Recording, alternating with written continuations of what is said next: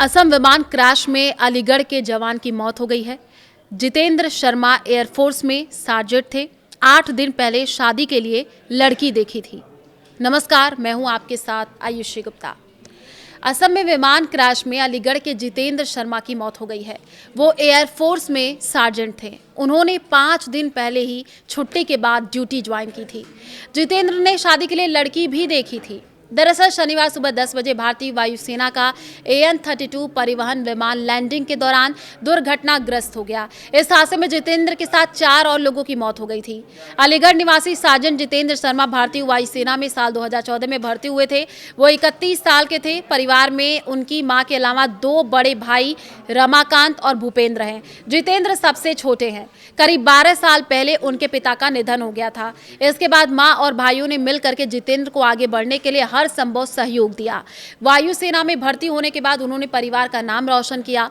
परिजनों के अनुसार जितेंद्र हाल ही में छुट्टी लेकर के गांव आए थे। 5 जून 2026 को वो वापस ड्यूटी पर लौटे थे। घर में उनकी शादी को लेकर के बातचीत चल रही थी। परिवार जल्द ही शादी की तैयारियां शुरू करने वाला था, लेकिन इससे पहले ही हादसे की खबर आ गई। न्यूज एजेंसी ANI के मुताबिक भारतीय वायुसेना अपने पुराने AN-32 और IL-76 मालवाहक विमानों को बदलने की तैयारी कर रही है।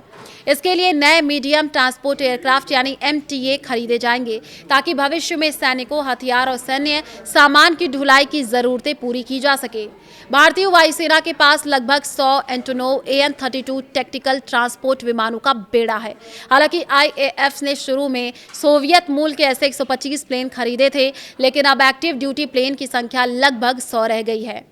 AN-32 ने 1980 से IAF की मीडियम लिफ्ट ट्रांसपोर्ट क्षमताओं की रीढ़ के तौर पर काम किया है। गर्म मौसम, हिमालय जैसे ऊंचे इलाकों में ऑपरेशन के दौरान इसकी मजबूती के कारण इसे काफ़ी अहम माना जाता है।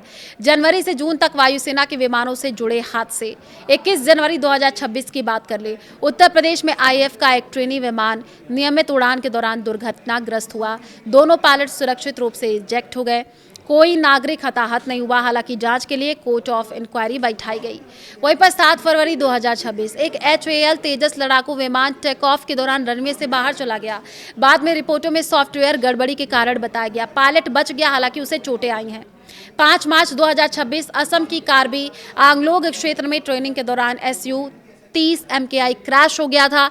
दोनों पायलट्स की मौत हो गई थी। इनमें से एक पायलट ऑपरेशन सिंदूर से भी जुड़े थे। 17 अप्रैल 2026 पुणे इंटरनेशनल एयरपोर्ट पर वायुसेना के लड़ाकू विमान की हार्ड लैंडिंग हुई। प्लेन का अंडर कैरेज यानी विमान का निचला हिस्सा खराब हो गया, जिसके कारण वो रनवे पर टकरा गया। इससे रनवे 11 घंटे तक बंद रहा। तो देखिए, आज जो हादसे की तस्वीरें सामने आई, उसने सबको झकझोर करके रख दिया। दिल दहला देने वाली आज ये तस्वीरें सामने आई।